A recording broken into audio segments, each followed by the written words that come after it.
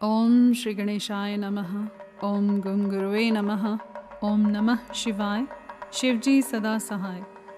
शतरुद्र संहिता अध्याय 26 और 27। भगवान शिव के द्विजेश्वरावतार की कथा, राजा भद्रायु तथा रानी कीर्ति मालिनी की धार्मिक दृढ़ता की परीक्षा। तदंतर वैश्यनाथ अवतार का वर्णन करके नंदीश्वर ने द्विजेश्वरावतार का प्रसंग चलाया। वे बोले, तात, पहले जिन नृप श्रेष्ठ भद्रायु का परिचय दिया गया था और जिन पर भगवान शिव ने ऋषभ रूप से अनुग्रह किया था, उन्हीं नरेश के धर्म की परीक्षा लेने के लिए वे भगवान फिर द्विजेश्वर के रूप में प्रकट हुए थे। ऋषभ के प्रभाव से रणभूमि में शत्रुओं पर विजय पाकर शक्तिशाली राजकुमार भद्रायु जब राज्य सिंहासन पर आरूढ़ हुए, तब राजा चंद्रांगद तथा रानी सीमंतिनी की बेटी सती साध्वी कीर्ति मालिनी के साथ उनका विवाह हुआ। किसी समय राजा भद्रायु ने अपनी धर्म पत्नी के साथ वसंत ऋतु में वन विहार करने के लिए एक गहन वन में प्रवेश किया। उनकी पत्नी शरणागत जनों का पालन करने वाली थी। राजा का भी ऐसा ही नियम था। उन राज दंपत्ति की धर्म में कितनी दृढ़ता है, इसकी परीक्षा के लिए पार्वती सहित भगवान शिव ने एक लीला रची। शिवा और शिव उस वन में ब्राह्मणी और ब्राह्मण के रूप में प्रकट हुए। उन दोनों ने लीलापूर्वक एक मायामय व्याघ्र का निर्माण किया। वे दोनों भय से विह्वल हो व्याघ्र से थोड़ी ही दूर आगे रोते चिल्लाते भागने लगे और व्याघ्र उनका पीछा करने लगा। राजा ने उन्हें इस अवस्था में देखा। वे ब्राह्मण दंपत्ति भी भय से विह्वल हो महाराज की शरण में गए और इस प्रकार बोले। ब्राह्मण दंपत्ति ने कहा, महाराज, हमारी रक्षा कीजिए, रक्षा कीजिए।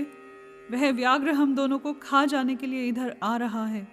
समस्त प्राणियों को काल के समान भय देने वाला यह हिंसक प्राणी हमें अपना आहार बनाए, इसके पूर्व ही आप हम दोनों को बचा लीजिए। उन दोनों का यह करुण क्रंदन सुनकर महावीर राजा ने जो ही धनुष उठाया, त्यों ही वह व्याघ्र उनके निकट आ पहुंचा। उसने ब्राह्मणी को पकड़ लिया। वह बेचारी हा नाथ, हा नाथ, हा प्राण वल्लभ, हा शंभो, हा जगत गुरो इत्यादि कहकर रोने और विलाप करने लगी। व्याघ्र बड़ा भयानक था। उसने जो ही ब्राह्मणी को अपना ग्रास बनाने की चेष्टा की, त्यों ही भद्रायु ने तीखे बाणों से उसके मर्म में आघात किया। परंतु उन बाणों से उस महाबली व्याघ्र को तनिक भी व्यथा नहीं हुई। वह ब्राह्मणी को बलपूर्वक घसीटता हुआ तत्काल दूर निकल गया।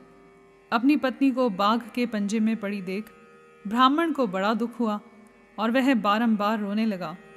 देर तक रोकर उसने राजा भद्रायु से कहा, राजन, तुम्हारे वे बड़े बड़े अस्त्र कहाँ हैं? दुखियों की रक्षा करने वाला तुम्हारा विशाल धनुष कहाँ है? सुना था तुम में 12,000 बड़े बड़े हाथियों का बल है। वह क्या हुआ? तुम्हारे शंख, खड़ग तथा मंत्रास्त्र विद्या से क्या लाभ हुआ? दूसरों को क्षीण होने से बचाना क्षत्रिय का परम धर्म है। धर्मज्ञ राजा अपना धन और प्राण देकर भी शरण में आए हुए दीन दुखियों की रक्षा करते हैं। जो पीड़ितों की प्राण रक्षा नहीं कर सकते, ऐसे लोगों के लिए तो जीने की अपेक्षा मर जाना ही अच्छा है। इस प्रकार ब्राह्मण का विलाप और उसके मुख से अपने पराक्रम की निंदा सुनकर राजा ने शोक से मन ही मन इस प्रकार विचार किया, अहो, आज भाग्य के उलटफेर से मेरा पराक्रम नष्ट हो गया, मेरे धर्म का भी नाश हो गया। अतः अब मेरी संपदा, राज्य और आयु का भी निश्चय ही नाश हो जाएगा। यूँ विचार कर राजा भद्रायु ब्राह्मण के चरणों में गिर पड़े और उसे धीरज बंधाते हुए बोले, ब्राह्मण, मेरा पराक्रम नष्ट हो गया है। महामते, मुझ क्षत्रियाधम पर कृपा करके शोक छोड़ दीजिए। मैं आपको मनोवांछित पदार्थ दूंगा। यह राज्य, यह रानी और मेरा यह शरीर सब कुछ आपके अधीन है। बोलिए, आप क्या चाहते हैं? ब्राह्मण बोले, राजन, अंधे को दर्पण से क्या काम? जो भिक्षा मांगकर जीवन निर्वाह करता हो, वह बहुत से घर लेकर क्या करेगा? जो मूर्ख है, उसे पुस्तक से क्या काम?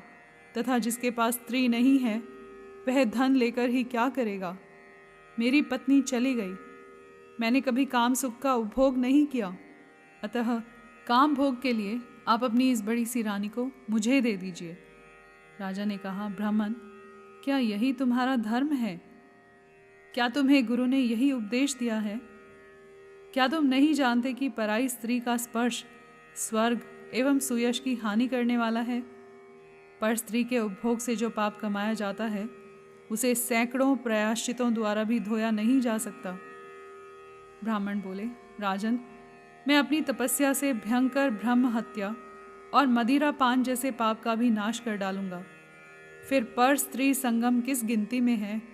अतः आप अपनी इस भार्या को मुझे अवश्य दे दीजिए, अन्यथा आप निश्चय ही नरक में पड़ेंगे।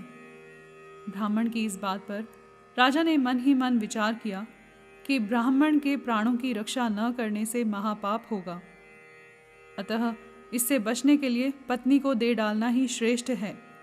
इस श्रेष्ठ ब्राह्मण को अपनी पत्नी देकर मैं पाप से मुक्त हो शीघ्र ही अग्नि में प्रवेश कर जाऊंगा। मन ही मन ऐसा निश्चय करके राजा ने आग जलाई और ब्राह्मण को बुलाकर उसे अपनी पत्नी को दे दिया। तत्पश्चात स्नान करके पवित्र हो देवताओं को प्रणाम करके उन्होंने अग्नि की 2 बार परिक्रमा की और एकाग्रचित होकर भगवान शिव का ध्यान किया। इस प्रकार राजा को अग्नि में गिरने के लिए उद्यत देख जगतपति भगवान विश्वनाथ सहसा वहां प्रकट हो गए। उनके 5 मुख थे, मस्तक पर चंद्रकला आभूषण का काम दे रही थी। कुछ कुछ पीले रंग की जटा लटकी हुई थी। वे कोटि कोटि सूर्यों के समान तेजस्वी थे। हाथों में त्रिशूल, खटवांग, कुठार, ढाल, मृग, अभय, वरद और पिनाक धारण किए बैल की पीठ पर बैठे हुए भगवान नीलकंठ को राजा ने अपने सामने प्रत्यक्ष देखा। उनके दर्शन जनित आनंद से युक्त हो राजा भद्रायु ने हाथ जोड़कर स्तवन किया।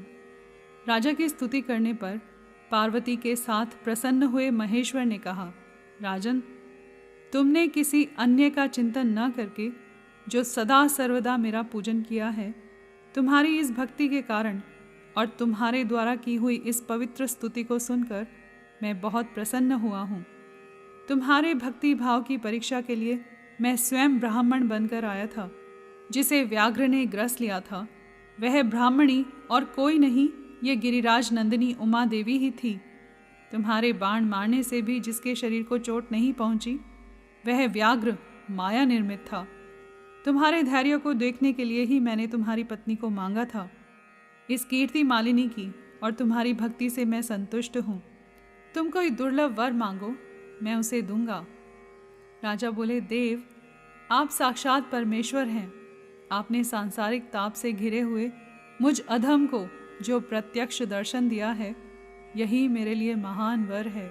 देव, आप वरदाताओं में श्रेष्ठ हैं। आपसे मैं दूसरा कोई वर नहीं मांगता। मेरी यही इच्छा है कि मैं, मेरी रानी, मेरे माता पिता, पद्माकर वैश्य और उसके पुत्र सुनय, इन सब को आप अपना पार्श्ववर्ती सेवक बना लीजिए। तत्पश्चात रानी कीर्ति मालिनी ने प्रणाम करके अपनी भक्ति से भगवान शंकर को प्रसन्न किया और यह उत्तम वर मांगा, महादेव, मेरे पिता चंद्रांगद और माता सीमंतिनी, इन दोनों को भी आपके समीप निवास प्राप्त हो। भक्त वत्सल भगवान गौरीपति ने प्रसन्न होकर एवं अस्तु कहा और उन दोनों पति पत्नी को इच्छा अनुसार वर देकर वे क्षण भर में अंतर्धान हो गए। इधर राजा ने भगवान शंकर का प्रसाद प्राप्त करके रानी कीर्ति मालिनी के साथ प्रिय विषयों का उपभोग किया और 10,000 वर्षों तक राज्य करने के पश्चात अपने पुत्रों को राज्य देकर उन्होंने शिवजी के परम पद को प्राप्त किया।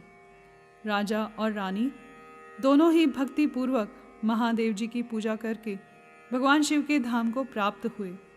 यह परम पवित्र, पाप नाशक एवं अत्यंत गोपनीय भगवान शिव का विचित्र गुणानुवाद जो विद्वानों को सुनाता है अथवा स्वयं भी शुद्ध चित्त होकर पढ़ता है, वह इस लोक में भोग ऐश्वर्य को प्राप्त कर अंत में भगवान शिव को प्राप्त होता है।